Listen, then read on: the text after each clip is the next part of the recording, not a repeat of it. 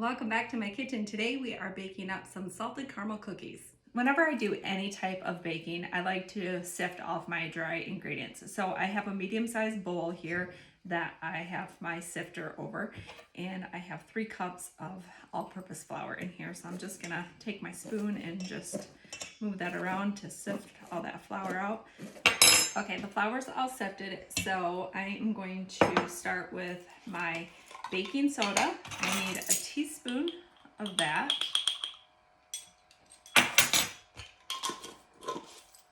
I also need a teaspoon of baking powder.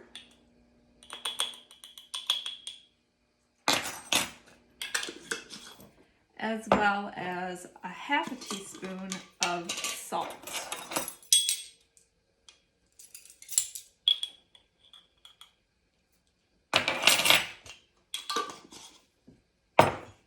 Just get that sifted.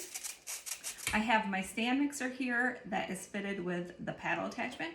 So into the mixing bowl, I'm going to add in a half a cup of room temperature unsalted butter and a half a cup of Crisco shortening. Next, I'm going to add in 1 cup of white sugar and 1 cup of light brown sugar that's been firmly packed. Mixing these ingredients until they're light and fluffy.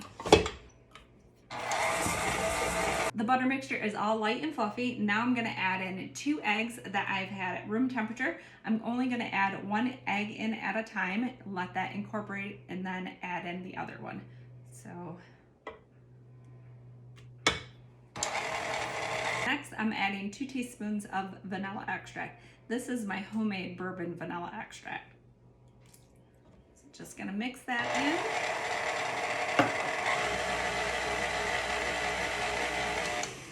Now I'm gonna scrape the sides of my mixing bowl just to make sure that I get all those ingredients incorporated. All right, I'm gonna turn on the mixer one more time. Okay, all that is all nice and mixed together. So now it's time to add in our sifted dry ingredients. I'm only going to add in a little at a time. That way I can get it all incorporated. I'm going to start the mixer on low.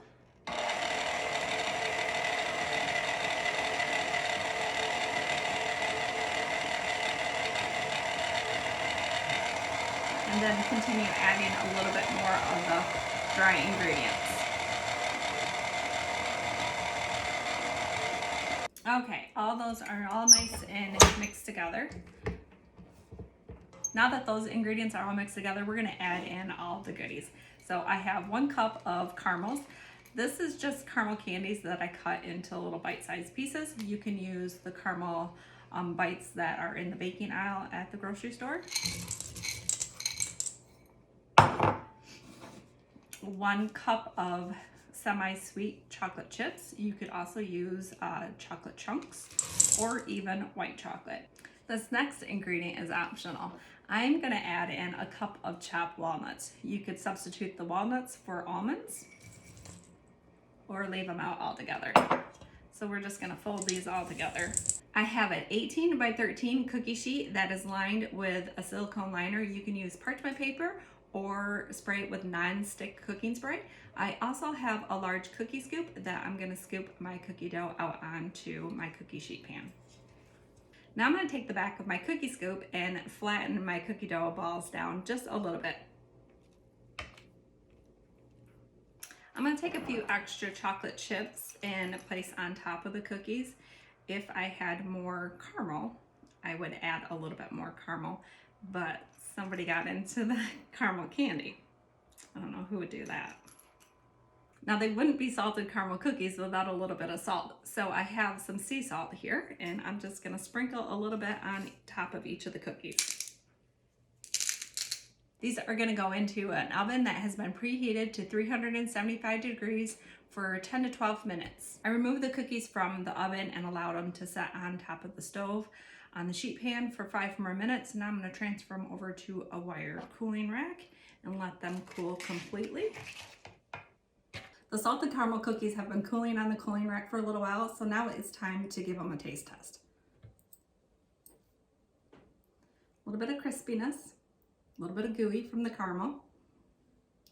They're still a little warm.